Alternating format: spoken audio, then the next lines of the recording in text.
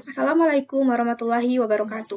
Perkenalkan, nama saya Miskia Tiara dengan NIM 22488201118. Di sini saya akan menjelaskan materi dari Bapak Hari Ade Saputra MSI dengan mata kuliah Teknologi Bahan Alam. Yang pertama itu materi pemilihan bahan alam. Taksonomi adalah ilmu yang mempelajari penamaan, penggambaran, dan penggolongan organisme mencakup tumbuhan, hewan, dan mikroorganisme. Berasal dari kata Yunani, yaitu taksi atau pengaturan, dan nomia atau metode. Ada 4 seleksi pemilihan bahan di antaranya. Yang pertama, seleksi spesies, yaitu proses evolusi yang terjadi pada tingkat spesies mirip dengan seleksi alam. Yang kedua itu seleksi usia, melibatkan penentuan kriteria untuk memilih bibit unggul, misalnya usia bibit tanaman yang ideal.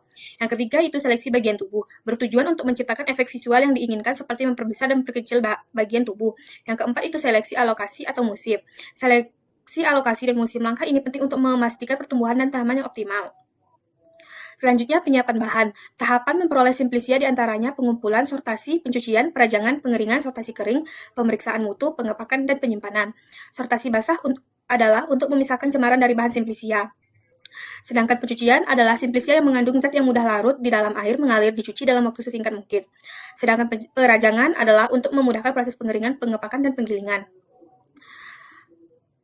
Selanjutnya, tahap penyiapan bahan, yaitu ada pengeringan, pengecilan ukuran, sortasi kering atau garbling, pemeriksaan mutu, pengemasan atau packaging, dan penyimpanan. Pengeringan. Simplisia adalah bahan alam yang telah dikeringkan yang digunakan untuk pengobatan dan belum mengalami pengolahan kecuali dinyatakan lain suhu pengeringan tidak lebih dari 60 derajat Celcius. Bahan yang telah dikeringkan sebaiknya disimpan pada tempat yang kedap udara dan pada kondisi yang tidak lembab, serta pada suhu yang dingin. Bahan dapat dimasukkan ke dalam kantong plastik berkait dan dimasukkan dalam lemari es. Menyimpan bahan dalam waktu yang terlalu lama juga tidak direkomendasikan karena dikhawatirkan dapat merubah susunan atau komposisi senyawa metabolit pada bahan tersebut. Selanjutnya itu pengecilan ukuran. Alat yang digunakan itu gunting, pisau, alat penggiling, blender, atau mortar, dan alat lain sesuai kebutuhan. Derajat kehalusan serbuk simplisia untuk pembuatan ekstrak merupakan serbuk simplisia halus, seperti tertera pada pengayak dan derajat serbuk. Selanjutnya itu sortasi kering atau garbling. Garbling dilakukan setelah simplisia kering dan sebelum dipak, gunanya untuk membuang kotoran atau material yang tidak dikehendaki atau bagian lain dari tanaman, untuk memisahkan benda asing seperti bagian tanaman yang tidak diinginkan atau pengotor lain. Selanjutnya itu ada pemeriksaan mutu. Itu ada identifikasi taksonomi, analisis terhadap uji farmakognosi, fisika, kimia, biologis, dan mikrobiologi, dan pengujian TDD atau makro dan mikroskopik.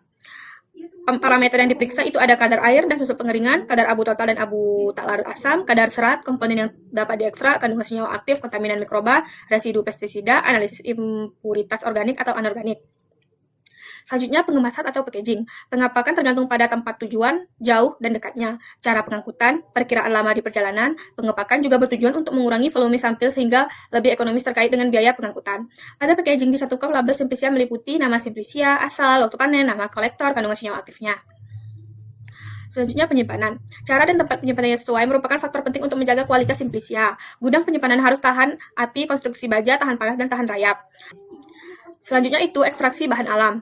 Ekstraksi adalah pengambilan senyawa metabolit sekunder yang menjadi target untuk dipisahkan dari biomasa atau ampas, karena sifatnya yang mengganggu baik dalam penyajian maupun karena efektivitas khasiat dari bahan aktifnya. Klasifikasi ekstraksi secara umum merupakan suatu proses pemisahan zat aktif dari suatu padatan maupun cairan menggunakan bantuan pelarut. Ekstraksi dibagi menjadi 3, yaitu supercritical fluid extraction, solid liquid extraction, liquid liquid extraction. Ada 3 prinsip tahapan proses ekstraksi. Yang pertama itu pelarut akan merusak dinding sel dan jaringan, serta masuk ke dalam sel. Pelarut akan melarutkan senyawa-senyawa metabolit. Dan yang ketiga, pelarut bersama senyawa metabolit yang terlarut dikeluarkan dari bahan atau biomasa penghasilnya. Untuk metodenya, yang pertama itu maserasi, terdiri dari 4 tahapan, yaitu perendaman, pengadukan, penyaringan, dan pengulangan. Kelemahannya membutuhkan waktu senyawa yang mudah rusak karena kontak terlalu lama dengan pelarut, membutuhkan banyak pelarut, sedangkan kelebihannya teknologi yang sederhana, senyawa tidak rusak karena panas. 2. Perkolasi, terdiri dari 2 tahapan, packing dan pengaliran pelarut. Kelemahannya menggunakan lebih banyak pelarut, senyawa sulit tersari, dan mudah tersumbat. Kelebihannya teknologi sederhana, waktu lebih singkat. Yang ketiga ada reflux, tahapannya ada 3, perendaman, pemanasan, penyaringan. Kelemahannya terjadi kerusakan senyawa karena panas, biaya lebih mahal. Kelebihan menggunakan sedikit pelarut, waktu lebih singkat, rendaman tinggi. Yang keempat itu ada sortasi, tahapannya ada packing dan pemanasan pelarut.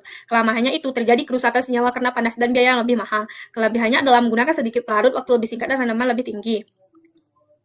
Yang kelima itu ekstraksi dengan ultrasonikasi. Tahapannya ada perendaman, ultrasonikasi, penyaringan, dan pengulangan. Kelemahannya adalah biaya mahal, sedangkan kelebihannya waktu yang digunakan lebih singkat, pelarut lebih sedikit, senyawa tidak rusak karena panas. Yang keenam itu ada ekstraksi dengan microwave. Tahapan yang dilakukan sama dengan ekstraksi ultrasonikasi, kelemahannya biaya mahal dan senyawa yang mudah rusak, sedangkan kelebihannya waktu lebih singkat dan pelarut yang digunakan sedikit.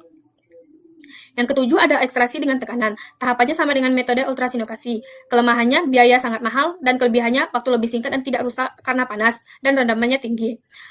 Selanjutnya evaporasi. Kumpulkan semua masyarakat kemudian uapkan penguap vakum hingga diperoleh ekstrak kental. Hitung rendaman yang diperoleh, yaitu persentase bobot antara bobot rendaman dengan bobot serbuk silbresia yang digunakan dalam penimbangan. Baiklah, itulah yang dapat saya sampaikan. Saya akhiri. Wassalamualaikum warahmatullahi wabarakatuh.